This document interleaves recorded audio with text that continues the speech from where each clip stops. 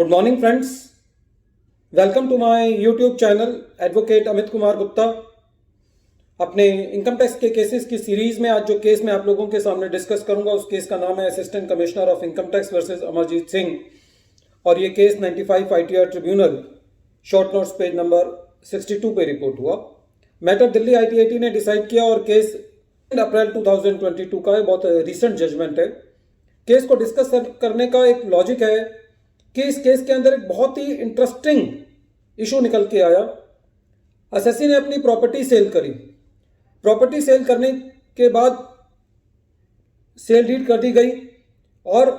जब परचेजर ने ये प्रॉपर्टी खरीदी तो उसने उसके ऊपर स्टैम्प ड्यूटी भी पे कर दी। लेकिन जो परचेजर था उसने सेलर को कंसिडरेशन पे नहीं की। जब सेलर ने अपनी इनकम टैक्स की रिटर्न फाइल करी तो उसने अपनी इनकम के अंदर इस कैपिटल गेन को नहीं लिया। उसका मानना यह था कि क्योंकि मुझे इनकम तो हुई नहीं है, मुझे सेल कंसिडरेशन नहीं हुई है, तो इसलिए उसने अपनी कैलकुलेशन के अंदर कैपिटल गेन नहीं लिया। जब असेसमेंट चल रही थी तो असेसिंग ऑफिसर साहब ने ये देखा कि एसएससी ने अपनी कैपिटल गेन के अंदर उस प्रॉपर्टी की सेल की इनकम नहीं ली है और उन्होंने उसके ऊपर कैपिटल गेन लगा करके, शॉर्ट टर्म कैपिटल गेन लगा करके एसएससी का एडिशन कर दिया।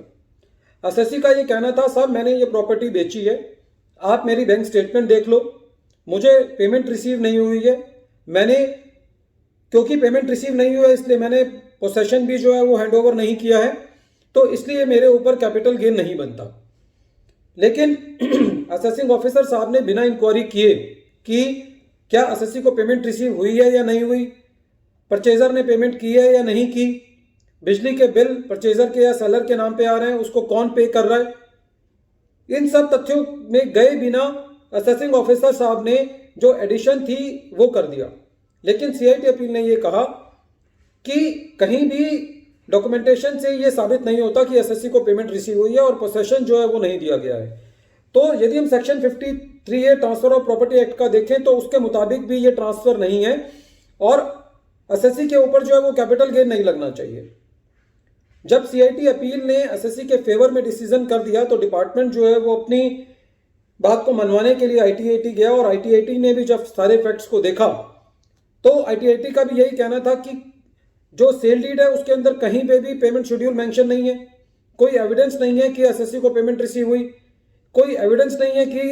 एसएससी ने पोसेशन जो है वो हैंडओवर कर दिया है, कोई एविडेंस इस चीज का नहीं है कि परचेजर ने एफर्ट्स किए हों कि मुझे पोसेशन दिया जाए। और खाली एक स्टैम्प ड्यूटी देने से कि परचेजर ने स्टैम्प ड्यूटी दे दी है ये नहीं कहा जा सकता कि एसएससी को जो है वो पेमेंट रिसीव हो गई है। इसलिए आईटीएटी ने इस पर्टिकुलर केस में इस मैटर को सीआईटी अपील के पास रिमांड बैक कर दिया और ये कहा कि आप अपने ऑब्जर्वेशन के अंदर अपनी पावर्स का यूज करते हुए और असेसिंग ऑफिसर को ये से रिमांड रिपोर्ट लेते हुए ये देखें कि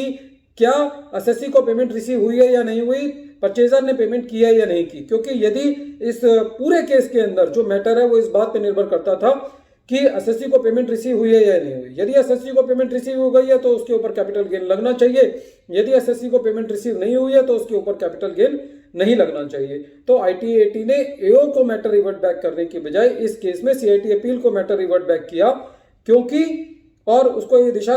निर्देश भी दिए सीआईटी अपील साहब को कि यदि आपको कोई इंक्वायरी करनी है, यदि आपको कोई इन्वेस्टिगेशन से इंक्वायरी करनी है कि परचेजर ने पेमेंट की है या नहीं की, तो जो भी आप इंक्वायरी के पॉइंट ऑफ व्यू से बेहतर समझते हैं उस इंक्वायरी को कंप्लीट करते हुए आप ये इस तथ्य तक पहुंचे कि एसएससी ने पेमेंट रिसीव करी है या नहीं करी।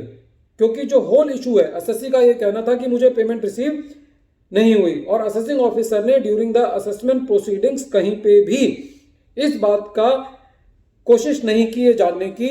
कि क्या पोसेशन दिया गया या नहीं दिया गया, पेमेंट रिसीव हुई या पेमेंट की गई या नहीं की गई। नहीं तो असेसिंग ऑफिसर एसएससी से उनकी बैंक स्टेटमेंट मंगा सकता था, परचेजर से उनकी बैंक स्टेटमेंट मंगा सकता था और उनसे ये पता कर सकते थे कि जो एक्चुअल मैटर है, जो एसएससी कह रहा है उसकी बात में दम है या नहीं है। लेकिन उन्होंने खाली एक सरमाइसेस एंड कंजस्चर पे और एक बहुत ही जल्दी के अंदर सारा का सारा शॉर्ट टर्म कैपिटल गेन उन्होंने ये मानते हुए, क्योंकि रजिस्ट्री कर दी गई है तो शायद उन्होंने ये माना होगा कि registry is the whole and sole proof that the payment has been received and the possession has been handed over. So it